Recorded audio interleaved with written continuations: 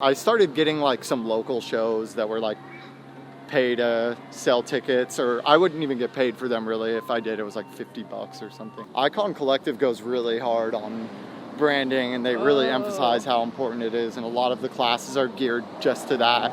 I always have this catalog of like 10 plus unreleased at all times, or else I'll get like super stressed out. It's like an emergency fund kinda if you don't have it.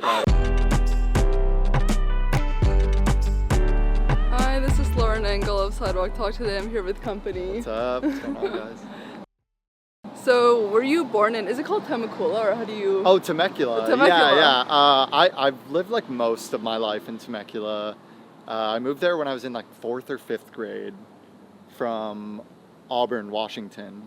So like I spent some time in Auburn, like all my elementary school years, but I was born in Jersey, but I only lived there for like a year or so. The only thing I remember from Jersey is like turkeys in our backyard, like when it would snow and there would be turkeys everywhere, like wild turkeys. That's so cool though. Yeah, it's pretty crazy.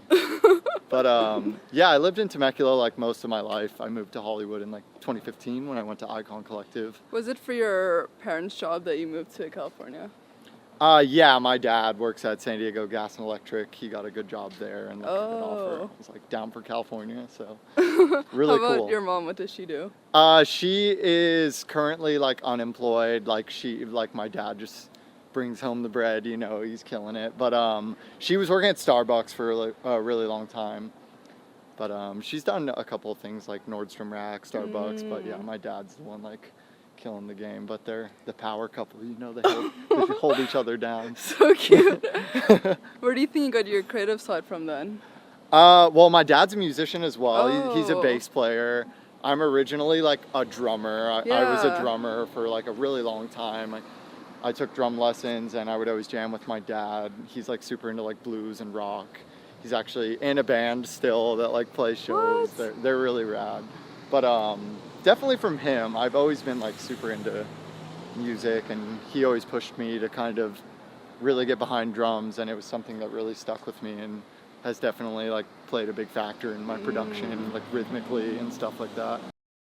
Were your parents playing a lot of like rock music around the house when you were growing up? Yeah. My mom was like always going to shows when she was like super young too. She would take the tram in New York, New Jersey, and go to like Grateful Dead, Led Zeppelin shows like by herself and like sneak out, and like she's so rad. Yeah, but they've always had really good music taste, so definitely played a huge role in like what I consider is my good like broad selection of music. And then the bands that you were in, were they just like your high school friends? Yeah, I had a couple with like high school friends, and then there was this really good guitarist I met on Craigslist named Ozzy, who was in like Dream Theater tribute bands, and like we started a Metallica tribute band called Metalliclone. And I was the drummer for that. But I was like this little skate kid, like kind of dressed the same way I do now, and they're all like leather jackets and metal like wristbands and shit. So when we did the Metalliclone thing and we're taking pictures for it, like they had me like slick my hair back and wear this jacket. I feel like that's the cursed image of me that one day is going to leak. And I'm going to be searching it out. It's going to be in the comments. I can't find it either myself, so I'm like, hopefully it's gone. But it's got to be around somewhere. It's an evil image. How else would you describe yourself back then growing up? Relatively chill. Like I've always been a really like passive, like I don't know, very non-confrontational. Like I just kind of kept to myself and had my group of friends. I skateboarded a lot. I played a lot of video games. Like I was never really like super huge into like partying until like when I graduated high school and was going to college, and I got super into like playing beer pong a lot. But it's just I had a pretty basic general high school college life. Did you like school? I didn't hate it. I mean, it was a rough transition for me. I was pretty good. Like grade-wise, I wasn't great in high school, but once I started going to community college, I was just doing like general education stuff in San Marcos, and I did a lot better. I think I was just more invested. Like I'm doing this, and it's like only a few times a week rather than every day, and I did really well, but I was just like average in high school. Like I was in like one AP class and it was statistics or something, like nothing mind-blowing. Were you good at certain classes or did you find some interesting? I think I was like decent at math. I'm still like pretty good at math. Like that's how I got the AP statistics, but... Oh, is your dad's like is it engineer background or? Yeah, he's smart. He would help me like with homework, and even like when I was in Boy Scouts and stuff when I was really young, like he gets so hands-on with the projects. Like we would have to like build the race cars to like, I don't know, there's this Boy Scout thing where there's a ramp and you got to build your cars and put weights on them and stuff, and he would just get so invested into it and like paint the cars and stuff. Like he's really smart and really hands-on. Like if there's anything that breaks, like he's not the kind of person that'll call someone. He'll just fix it himself. So like it's the same thing with him helping me with homework and stuff. Like it definitely helped me a lot, but super smart. Did he push you academically? Yeah, a bit. Yeah, they're like both of my parents are like crazy laid back, like sweetest people you could ever imagine. Like so helpful and supportive, even with the whole DJ thing. Like it was just like whatever made me happy, they were kind of down for. So I'm always super grateful for that. And then, wait, so what was your major in college? I was going for like communications. I really had no idea what I wanted to do with it. I was going to get a job with my dad at San Diego Gas and Electric. I even applied at one point, and I don't think they I don't know, it's a pretty tough job to get, so I didn't get the call back even with this recommendation, and was like in this crisis period of like, what do I do? And I really wanted to go to Icon at the time because I had toured the school and it just seemed like a huge deal. Like all my favorite artists at the time. So this was after college? Yeah, this was like while I was still in this transitional period of like, I got like my GED, like all the general stuff done. And I was like, what do I do from here? Am I going to go to a university or something after this when I don't even know what I want to do? I don't have any jobs lined up. So you weren't even thinking of like, did you start producing or not? I had been like DJing, like literally like clicking on my computer at home, just on virtual DJ, just like messing around because I was always really passionate about like dance music in general. So I started getting like some local shows that were like pay to sell tickets, or I wouldn't even get paid for them really. If I did, it was like $50 or something, but I would bring all my friends out and I was just going hard, like messaging everyone, like getting as much support as I could. And then I started getting bigger shows because I was bringing friends. And then I was like, if I want to go anywhere other than the Jauz Theater, which is the place that would book me because I live not too far away and I could bring people there. It's like, if I want to play anywhere else, I got to have like a reason for people to see me, you know? So started making music and got like crazy obsessed with it. Something about like the never-ending skill cap. Like you can never be satisfied with yourself. It's always like there's always more to learn. So it was really captivating to me. And the transformative part was in 2014 when you saw Skrillex at Hard, right? I saw him like I think it was 2011 or 2000, like one of the first. It was the first like event I'd ever been to, and I was super nervous because I was like a sober kid. Like I would drink for them or anything, but I was like, I feel like I'm gonna like stand out or like something, and I just went, and it was like probably one of the coolest moments of my life. Like I had videos of Skrillex playing that I would like be able to watch on my phone and immediately just like trigger like goosebumps all over. Like I still get that feeling here and there, like hearing his tunes. But yeah, it was definitely one of the most pivotal moments for me, like getting into electronic music like to the next level rather than just being the average consumer, you know. I was like, I want to do something with this, like whatever it is. Yeah, but were there specific songs that that made you go from like more of a rock background to more electronic? Yeah, I mean the first couple songs I heard, like my older sister was always a big tastemaker for me as well. Like I have an older sister and a younger sister, and the older sister was like super cool into all the underground stuff, and she showed me dubstep at a very early stage, like Rusko, Datsik. Like she showed me Deadmau5 before dubstep was even a thing, and I just thought it was really cool, but I never really like took that full leap into like it being like the main thing I listened to until Skrillex, really. And then you were in a duo, right? Yeah, I was in a duo with my best friend from high school. His name is Nate Baker, and we like learned to DJ together. Like we got little turntables from Guitar Center and just practiced going back to back, and it was like so fun to us. And that's who I was playing like my first shows with was Nate.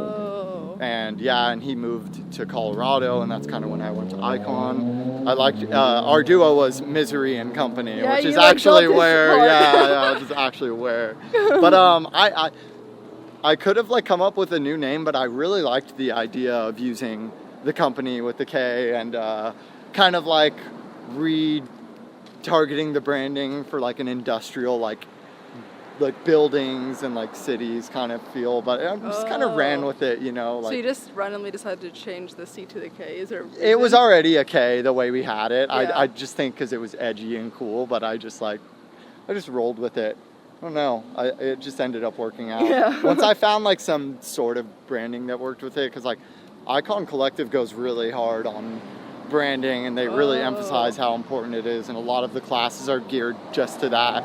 And it would like kind of stress me out. I was like, I need like a brand like Jauz or Joyride. Everything's like so cohesive and on point, like cars, sharks, whatever. Like, so I think once I got like a logo and everything too, is just like kind of solidified the name even more. Like, so what else did you learn from like Icon? Like, what advice do you have for people who are like curious about the school? I loved Icon personally. I would put like I feel like it's a touchy situation because I saw some people graduate the course and like just nudge by every semester, you know, like kind of just like whatever they could do to pass, you know. And then there were the kids like who would, in my case, I was commuting from Temecula for the first like 3 months, which is a 2-hour drive. So I was driving and getting there when Icon would open, and I would work on music until my classes start. And then I would get out of class, get food, and go back to Icon and work on music until they closed to wait for traffic to die down, and then I would drive home. Wow. So it was like an insane amount of hours put in, and nothing's more important than quantity when you're getting into like something like that with a crazy high skill cap, because there's so much to learn, and the more time you're putting in, like, you know, applying techniques is when you're gonna like notice those big level ups, which is what I noticed at Icon for sure. Yeah. And your parents actually pushed you to join it, right? Yeah. It was like a leap of faith moment. And I was literally in my room having a mental breakdown, like, and my dad, the one who like I least expected it from, because my mom was the one who took me to Icon and was like, if you want to do this, we can make this happen. And I was like, oh, it's so much work, it's expensive, and like I'd have to sell my car to afford it and all this stuff. And my dad came into my room and gave me a talk like, you're young enough that you can do this, and if the music thing doesn't work out, like we can find something else. You can go back to school. Like, you have time. Don't freak yourself out. Like, go for it. And I did it, and it was like, to this day, I think about that moment a lot. And like they just got to see me play for the first time when I played Bass Academy in Seattle, which was at this venue called the Tacoma Dome, which is actually close to where we lived in Auburn, and my dad would take me there to go to WrestleMania and monster truck rallies, and like he got to see me play like a sea of people, and I came off the stage, right? And my mom was crying. My dad was like so proud. It was like that to me was the biggest moment for me ever so far. But I'm like getting goosebumps. But yeah, no, right now. I love that moment. But now it's like they want to come to my other shows, and I'm like, it's not gonna be as good as that one, just a heads up, like wait for like something big. I'm glad I had them wait though, because imagine if they came to one of my like little bootleg shows and they're like, oh, this is cool, you're doing good. How did you get your music out there initially? For me, I had like a couple little bootlegs and remixes out as Company when I started Icon, and I was making like festival trap and big room, and I was like trying to step my foot into a bunch of different areas just to get myself well versed. I figured I would grow better if I was just trying a bunch of different stuff. But I was just putting stuff out on SoundCloud. I was doing those weird, like, I think my only form of like pushing my music was this site called Cloud Killers, where you would earn points for commenting on people's stuff, and you could spend points Like on SoundCloud? to get comments. Yeah, so I was like, I've never heard of that. I was grinding, giving feedback to people, and then I would get comments on my track, and I was like, yeah, people are commenting, like everyone loves me and is listening. And then I went to Icon and was like looking around at the people around me, and it was just like everyone's killing it, and I'm like, I gotta take all this stuff down. I cleaned my SoundCloud and didn't release music for literally like a year and a half after that. And I built myself a little like package of music that I thought was good enough, and artists started to hit me back. Like the first artist to follow me and like fuck with my music was Discord. Oh. Yeah, and they hit me up, and it was like a huge deal to me. Like I was so starstruck by that. And shortly after that, I got like my own management. It's like some of the this dude Johnny from Apex, super great dude. He picked me up when I had like 200 followers, and he helped me like get my first label release on Kairos Audio, which is Dirt Mokey and Jensen's label. Dirt Mokey I just went on tour with Bear Grillz. He's like one of my best friends now. Oh. So super cool. But yeah, that was my first like release out, and it was like a premiere on EDM with like the Kairos label backing it, and it got like good plays, and I was like, oh shit, we're doing it. Like, and then ever since then I just tried to like keep like this. I always have this catalog of like 10 plus unreleased at all times, or else I'll get like super stressed out. It's like it's like an emergency fund kinda. If you don't have it, like, oh my god, start panicking. So I'm like, I put that EP out on Never Say Die. I was like, oh okay, I'm like gotta make some more music now. How did you meet? It's like moldy. Literally, bread. I have to show you guys. I don't know. Where is it? I could take one of the good slices though. It's A little snack on the I road. swear I see always the weirdest stuff. But how did you meet Never Say Die? I did a few like one-off releases with them. Like my roommate Adair, I did a song with him on his EP. I think it was called Late Nights or something. We wrote it a long time ago, and I put that on his EP. And then I did some remixes, or I did a remix for that Slander Yuki After All track, which was an official for Never Say Die. I did that with Wooly, and then we did a VIP of that, which Never Say Die kind of backed, but we just like put it out ourselves because they had us cut this little future-based section that Wooly made, and it was really sick. We both liked it a lot, but they said it like wasn't danceable or something.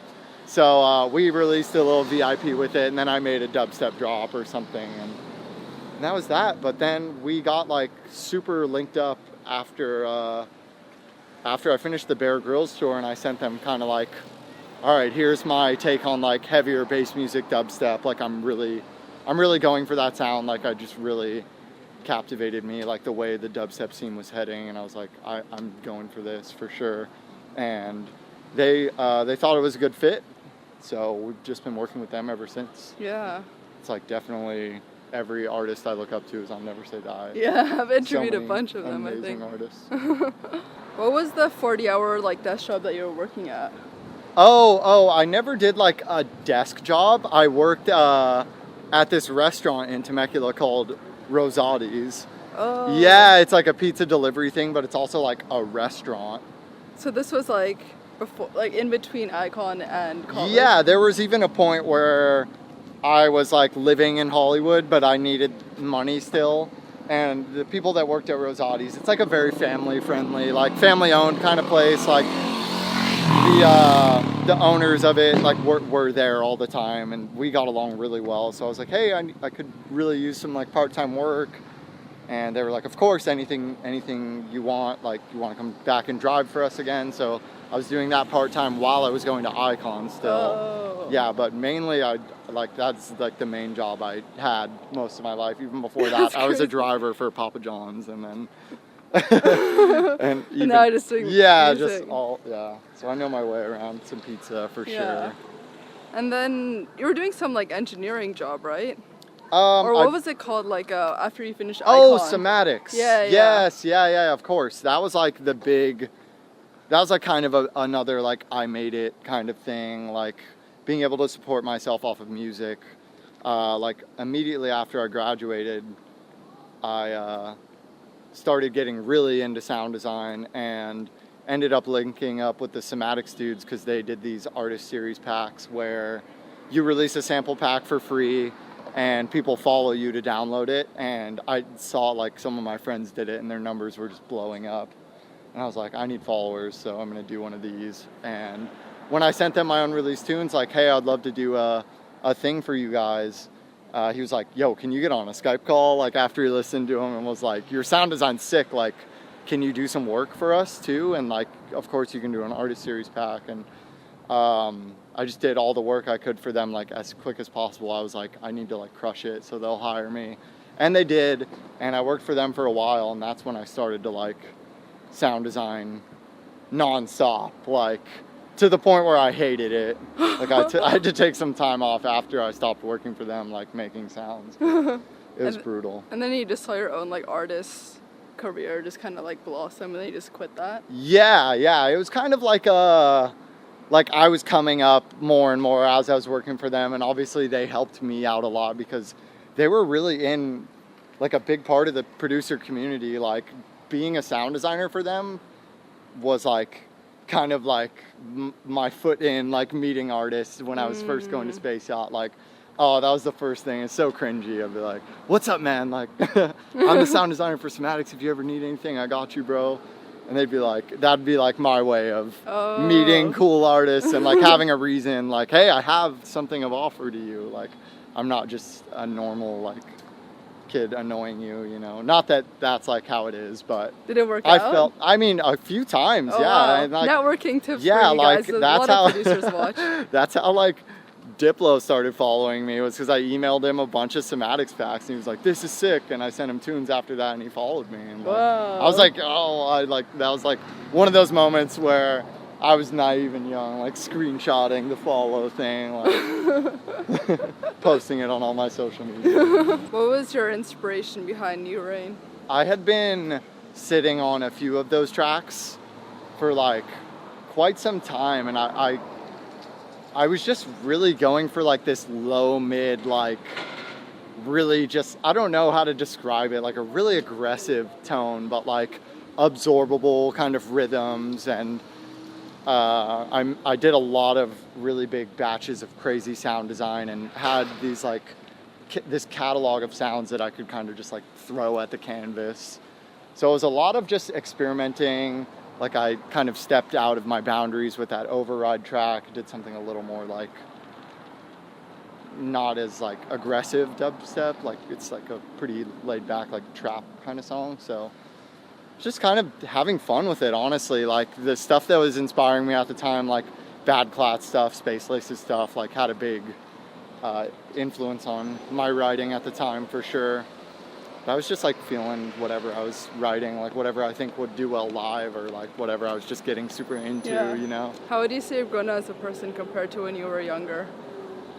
I'm pretty good with the, I've had some really rough moments with the like writer's block, self-doubt kind of things. It's still like a learning process, you know, because it'll happen really tough sometimes. I'll go like 2 months without any inspiration or ideas, and it's like, I'm thinking to myself, like, am I really supposed to be doing this? Like, blah, blah, blah. And I've really taken a new approach to this kind of stuff recently, so I think that's a lot healthier.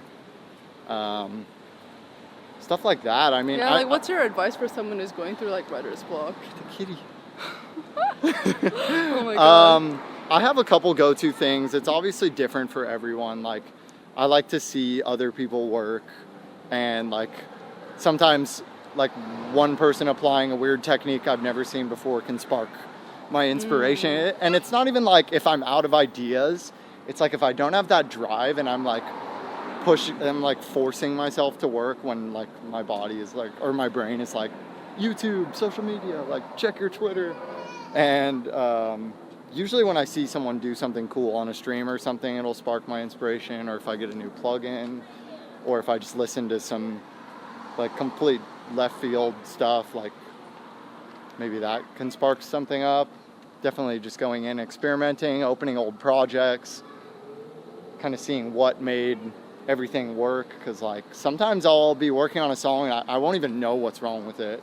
So I'm like, how am I supposed to make this better if like I can't figure out what's wrong with it? Yeah. So I'll go look at like an older project and be like, oh, this was here for that reason. Maybe I can do that in this track. Stuff like that. Yeah. I don't know. It's so different for everyone. Like some people could just be completely uninspired rhythmically, but have like crazy sound design. So it's like every step of writer's block is different. It's like it's evolving and learning. Like once I conquer it, it's like, nope, gotcha again. Like, bet you didn't see this one coming. What do you say, other than the writer's block, have been your biggest challenges? I definitely am slightly addicted to Fortnite.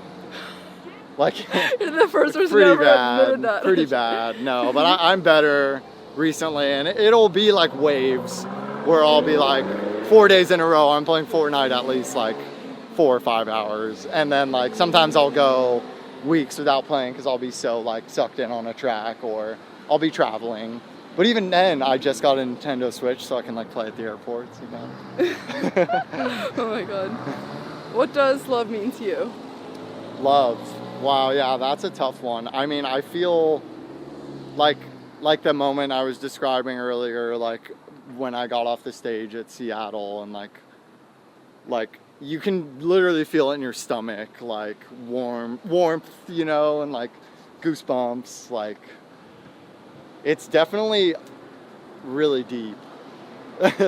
It's like deeper than I know how to describe in words, you know, like it's kind of just that feeling that like certain people give you, you know, or like certain moments. Like you can have that feeling for a moment, I think, too, like being in love with something. Yeah. Like when I don't know, when I just have like a perfect show run or perfect weekend, or I write the perfect track, like I get that feeling, you know. So I guess I would just more like link it hand in hand with that. Yeah. If that makes sense. I don't know if that answers your question. No, I like that. Last question. What do you want to be remembered for? Wow. I don't think like any particular like one release or anything. Like I guess just for I like being myself. I don't know. I don't want to. I don't know. That's a tough one. I would like to be remembered for like kind of like paving my own way, like staying well versed, and kind of just being able to apply my sound to whatever kind of like genre or anything I'm feeling at the time. Something like that. Yeah, this is awesome. Thank you so much. Yeah, of course. Thank you for having me. It was great. Bye.